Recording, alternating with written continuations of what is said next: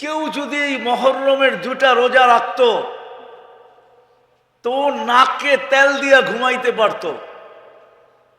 ও বলতো অতীত 1 বৎসরের গুনাহ মাফ। কি আগামী মহরম পর্যন্ত আপনার গুনাহ মাফ, পিছের মহরম থেকে এই মহরম পর্যন্ত আপনার গুনাহ। বা রানিং কোন জায়গায় লেখা আছে রানিং 1 বৎসরের, কেননা ইসলামী বৎসর শুরু হয় কোন মাস থেকে? মহরম থেকে। রানিং বৎসরের গুনাহ মাফ। যদি দ্বিতীয় আরেকটা দেখাইতেছি, আজকের দিন যদি নিজের সাধ্য অনুযায়ী, সাধ্য বোঝেন, অ্যাবিলিটি বোঝেন, সমর্থ বোঝেন, পকেটে যেই কয় টাকা আছে ওই কয় টাকা বোঝেন, আজকের দিনে যেই কয় টাকা পকেটে ছিল যদি হাত খুলা পরিবার পরিজনের উপরে খরচ করত, গরিবদেরকে সাহায্য দিত, আত্মীয় স্বজনের উপরে খরচ করত, প্রতিবেশী গরিবদেরকে যদি দিত, তাইলে 1 বৎসরের বরকত দেওয়ার গ্যারান্টি ছিল। কয় বৎসর? কয় বৎসর? 1 মাস 1 দিনের বিনিময়ে কয় বৎসরের বরকত? 1 বৎসর কয় দিন হয়? 365 দিন বরকত দিতেন।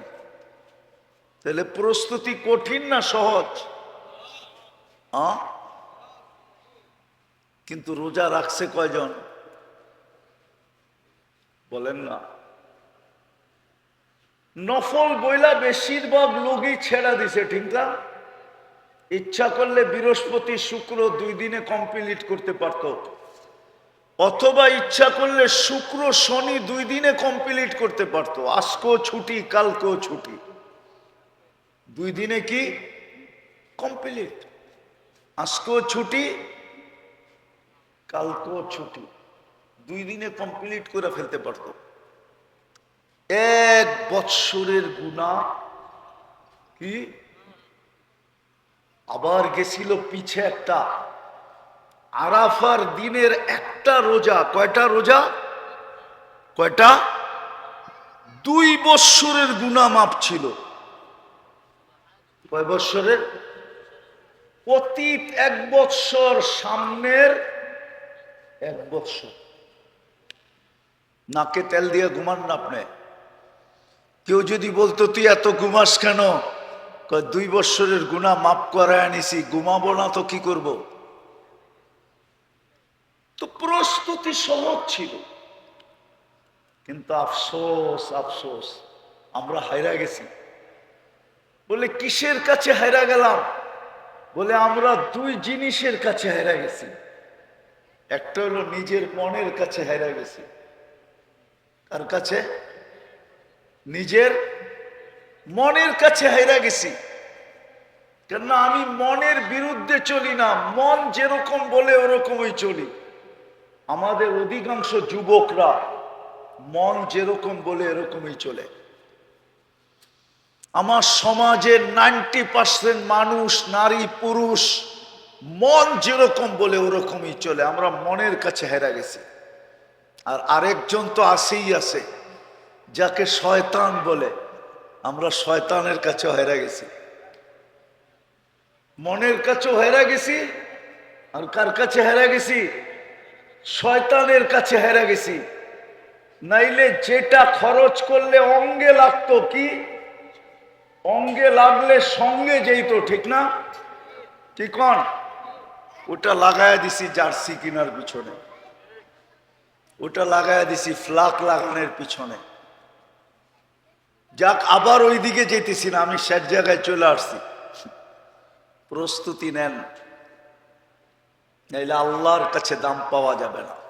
বেশি কি? তৃতীয় মারা যায় বয়স্ক।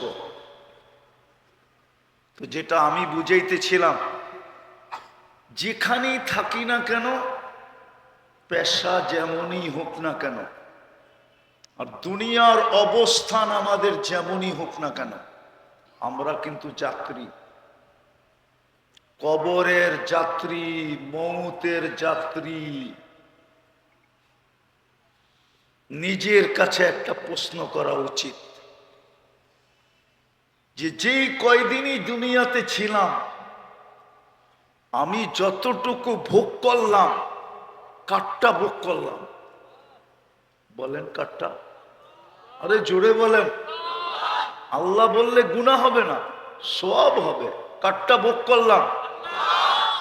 কাটটা ভোগ করতেছি? কার নেয়ামত ভোগ করতেছি আমরা? কার নেয়ামত ভোগ করলাম? আমাকে যে সৃষ্টির সেরা বানায় অস্তিত্ব দিলেন, এটা কি নেয়ামত না? আমি কি আমি সৃষ্টির আরে বলেন না, আমাকে যে সৃষ্টির সেরা বানায় অস্তিত্ব দিল, এটা কি নেয়ামত না?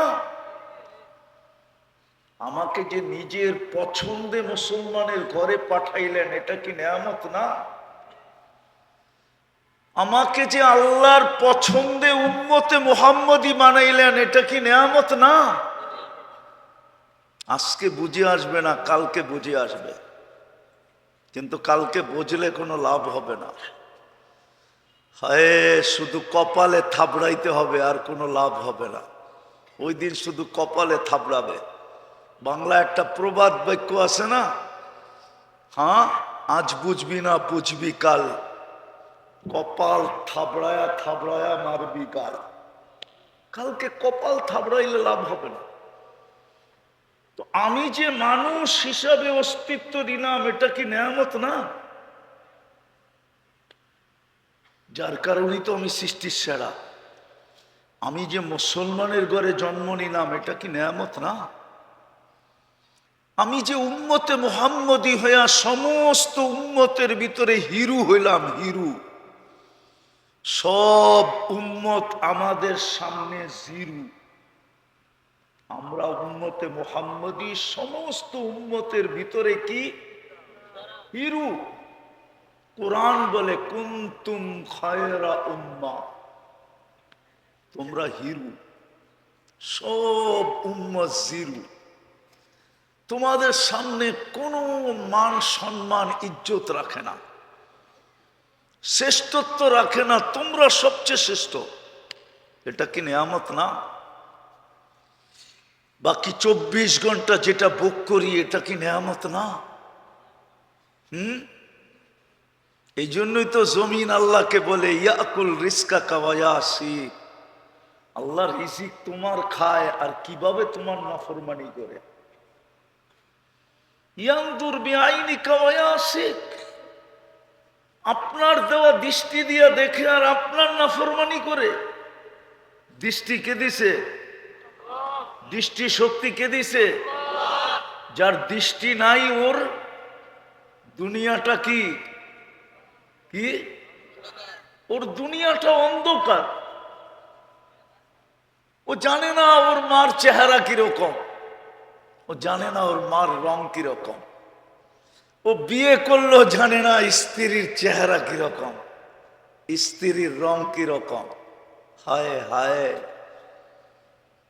অন্ধ যদি বিয়ে করে, কোনো অন্ধ থাকলে আমার কথা একমত হবে, ও প্রতি রাত্রেই বলে, শরীরের স্ত্রীর গায়ে হাত বুলায় আর বলে, হয় দুটা চক্ষু যদি থাকতো, আর আমি তোমাকে যদি দেখতাম যে তোমার রংটা কিরকম। দৃষ্টিশক্তি কে দিল? জমিন তো এটাই বলে ইয়ানদুর বিআইনিকা ওয়া ইয়াসিক। আল্লাহ এত বড় কলিজা ওদের, দৃষ্টিশক্তি আপনি দিলেন আর আপনার নাফরমানি করেন। ইয়াসমাউ বিউজুনিকা ওয়া ইয়াসিক, আপনার দেওয়া শ্রবণ শক্তি দিয়া শুনে আর আপনার নাফরমানি করে। ইয়াতাকাল্লাম বিলিসানিকা ওয়া ইয়াসিক, নয়নপুরের ফরিদপুরে পাওয়া যাবে বাকশক্তিহীন লোক, পাওয়া যাবে, পাওয়া যাবে না? বোবা পাওয়া যাবে না? নাই এই এলাকায় বোবা? ও জানে ওর কাছে কি নাই। ও যখন বলতেও পারে না, ও কানেও শোনে না। ওর দোষ একটা না, শুধু বলতে না পারা এটা ওর দোষ না। বোবারা কানেও শোনে না, কানে শোনে না। জমিন তো এটাই বলে, বাকশক্তি দিলেন, ও আপনার নাফরমানি করে কি করা। ইউমাইজ বিআকলিকা ওয়া ইয়াসিক। বাংলাদেশে সদয়মান লোকের অভাব নাই, সমাজ সেবকের অভাব নাই, ঠিক না? অভাব আছে কি? অভাব? পোস্টার দেখলে তো মনে হয় অভাব নাই, ঠিক না? এটা তো ফ্যাক্টরির এলাকা, ঠিক না? ঠিক না? আজ পর্যন্ত কোনো ফ্যাক্টরিতে দেখছেন কোনো অন্ধকে কর্ম দিতে? দিছে? কোনো প্রতিবন্ধী? কেন? এরাও তো মাঝে মাঝে পোস্টারে লেখে আমরা সমাজ সেবক। তাইলে অন্ধকে চাকরি দেওয়া কি সেবা হতো না? না হতো না? হ্যাঁ হইতো। বোবাকে চাকরি দেওয়া কি সেবা হতো না? প্রতিবন্ধীকে চাকরি দেওয়া কি সেবা হতো না? ওই ওলামাদেরকে জিজ্ঞান, সবচেয়ে বড় সেবা হতো। আগে আমাদের দেশে নিয়ম ছিল, নিয়ম, কোডে কোনো পাংখা হইতো না, কোডে কোনো গুড়ার ফ্যান হইতো না। জজের মাথার উপরে একটা বড় মোটা চট লাগানো থাকতো, আর অন্ধ বৈশা বৈশা রশি টানতো, ওইটা দিয়ে জজের গায়ে বাতাস হতো। এখন তো ইলেকট্রিক ফ্যান আইসা ওইটাও বাদ হয়ে গেছে। আমি মিথ্যা বলতেছি না, চোখে দেখা বলতেছি। আমার মনে আছে আমি ছোটবেলা নওগাঁ জজে দেখছি, নওগাঁ কোর্টে দেখছি। নওগাঁ, নওগাঁ চিনেন? এইখানে নওগাঁর মানুষ পাওয়া যাবে। নওগাঁ কোর্টে দেখছি আমি, অন্ধ বৈশা বৈশা রঠি টানতেছে, আর জজের গায়ে বাতাস হইতেছে। মাসের শেষে ওর স্যালারি মিলতেছে। অন্ধ হইলে কি হবে? ওর পরিবার চলতেছে। বিদ্যুৎ আসার পরে, ইলেকট্রিক সিটি আসার পরে, বিজ্ঞানের ছোঁয়া লাগার পরে এখন ওই অন্ধদের চাকরিও শেষ। কমসে কম 500-700 অন্ধের চাকরি হইতো। বাংলাদেশে 850 জজ আছে, কমসে কম 850 অন্ধের চাকরি হইতো, ওইটাও শেষ।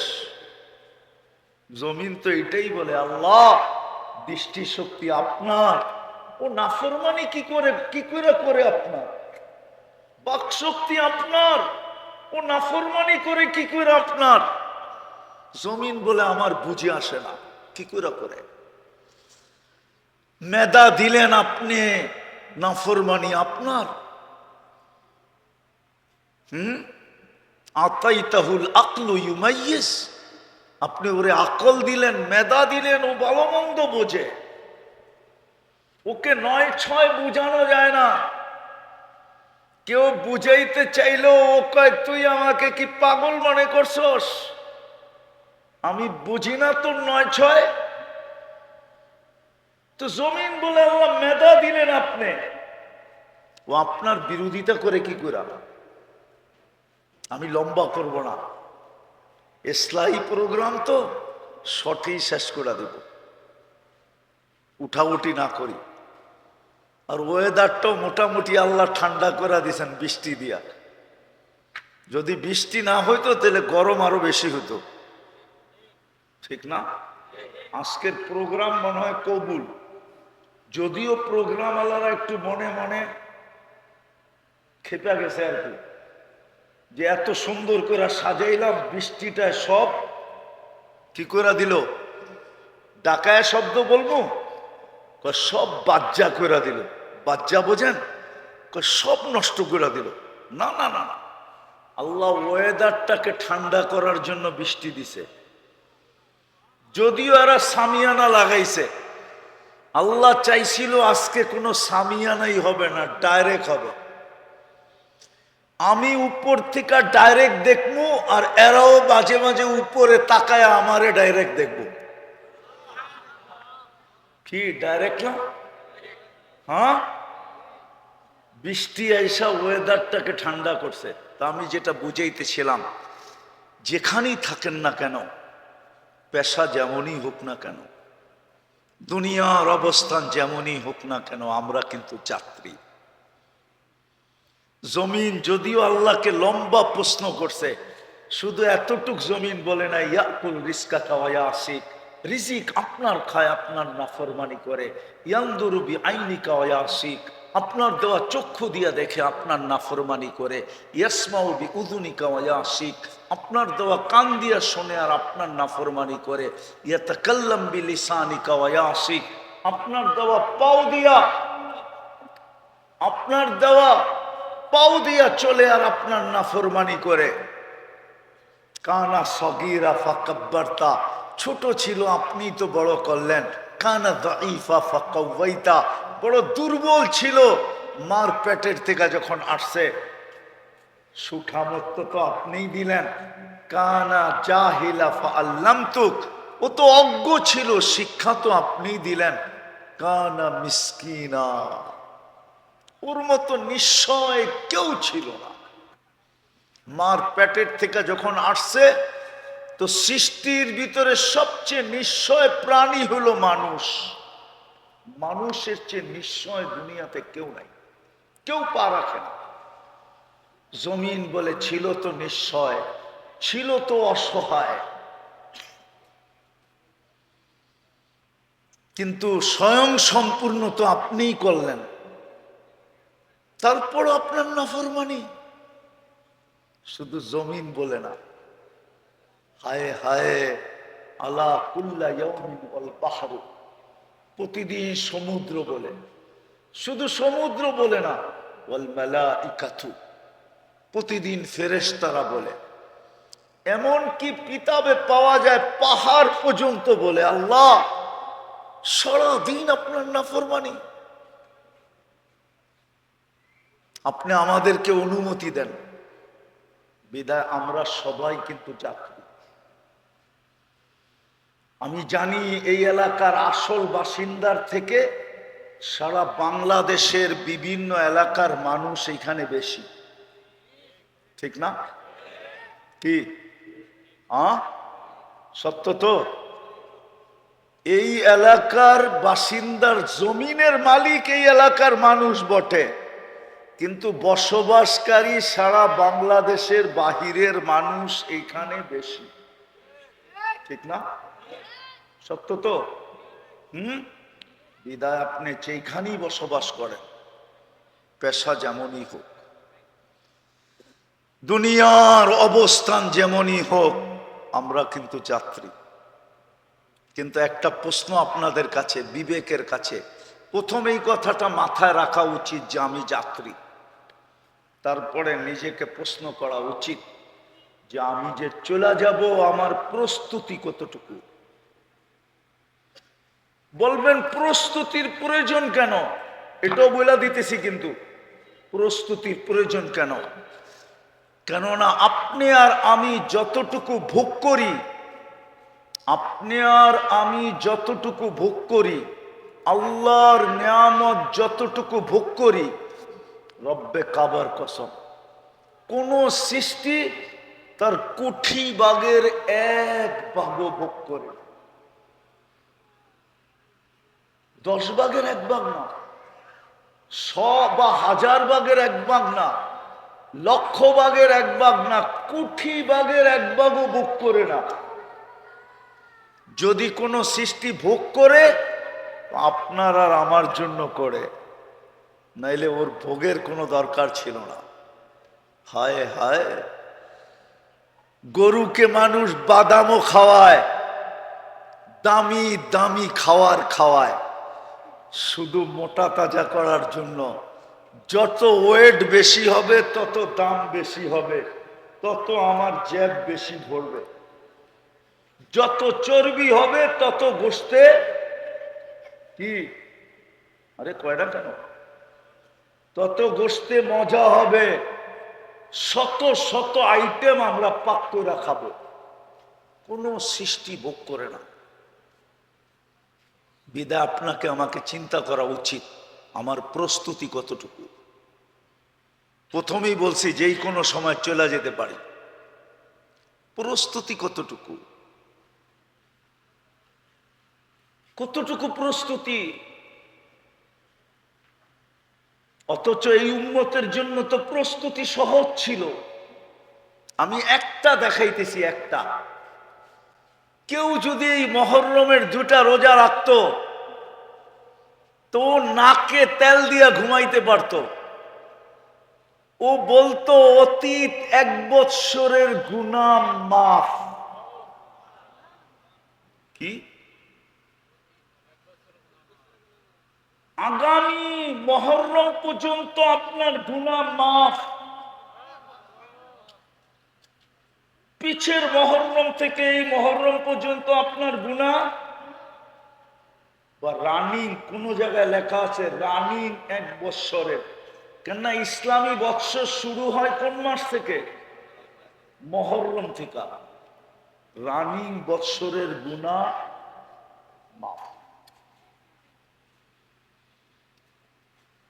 যদি দ্বিতীয় আরেকটা দেখাইতেছি, আজকের দিন যদি নিজের সাধ্য অনুযায়ী, সাধ্য বোঝেন, অ্যাবিলিটি বোঝেন, সমর্থ বোঝেন, পকেটে যেই কয় টাকা আছে ওই কয় টাকা বোঝেন, আজকের দিনে যেই কয় টাকা পকেটে ছিল যদি হাত খুলা পরিবার পরিজনের উপরে খরচ করত, গরিবদেরকে সাহায্য দিত, আত্মীয় স্বজনের উপরে খরচ করত, প্রতিবেশী গরিবদেরকে যদি দিত, তাইলে 1 বৎসরের বরকত দেওয়ার গ্যারান্টি ছিল। কয় বৎসর? কয় বৎসর? 1 মাস 1 দিনের বিনিময়ে কয় বৎসরের বরকত? 1 বৎসর কয় দিন হয়? 365 দিন বরকত দিতেন। তাহলে প্রস্তুতি কঠিন না সহজ? কিন্তু রোজা রাখছে কয়জন বলেন না? নফল বইলা বেশিরভাগ লোকই ছেড়া দিছে, ঠিক না? ইচ্ছা করলে বৃহস্পতি শুক্র 2 দিনে কমপ্লিট করতে পারত, অথবা ইচ্ছা করলে শুক্র শনি 2 দিনে কমপ্লিট করতে পারত। আজকেও ছুটি, কালকেও ছুটি, 2 দিনে কি কমপ্লিট। আজকেও ছুটি, কালকেও ছুটি, 2 দিনে কমপ্লিট করে ফেলতে পারত। 1 বৎসরের গুনাহ কি। আবার গেছিল পিছে একটা আরাফার দিনের একটা রোজা, কয়টা রোজা? কয়টা? 2 বৎসরের গুনাহ মাপ ছিল। কয় বৎসরের? অতীত 1 বৎসর, সামনের 1 বৎসর। নাকে তেল দিয়ে ঘুমান না আপনি। কেউ যদি বলতো তুই এত ঘুমাস কেন? 2 বৎসরের গুনাহ মাফ করায় আনিছি, ঘুমাবো না তো কি করব? তো প্রস্তুতি সহজ ছিল, কিন্তু আফসোস আফসোস আমরা হাইরা গেছি। বলে কিসের কাছে হাইরা গেলাম? বলে আমরা 2 জিনিসের কাছে হাইরা গেছি। একটা হলো নিজের মনের কাছে হাইরা গেছি। কার কাছে? নিজের মনের কাছে হাইরা গেছি। কেননা আমি মনের বিরুদ্ধে চলি না, মন যেরকম বলে ওরকমই চলি। আমাদের অধিকাংশ যুবকরা মন যেরকম বলে এরকমই চলে। আমার সমাজের 90% মানুষ, নারী পুরুষ, মন যেরকম বলে ওরকমই চলে। আমরা মনের কাছে হেরা গেছি। আর আরেকজন তো আছেই আছে, যাকে শয়তান বলে। আমরা শয়তানের কাছে হেরা গেছি। মনের কাছেও হেরা গেছি, আর কার কাছে হেরা গেছি? শয়তানের কাছে হেরা গেছি। নাইলে যেটা খরচ করলে অঙ্গে লাগতো, কি অঙ্গে লাগলে সঙ্গে যেত, ঠিক না? ঠিক কন? ওটা লাগায় দিছি জার্সি কিনার পিছনে, ওটা লাগায় দিছি ফ্লাক লাগানোর পিছনে। যাক, আবার ওই দিকে যেতেছি না, আমি শেষ জায়গায় চলে আসছি। প্রস্তুতি নেন, নাইলে আল্লাহর কাছে দাম পাওয়া যাবে না।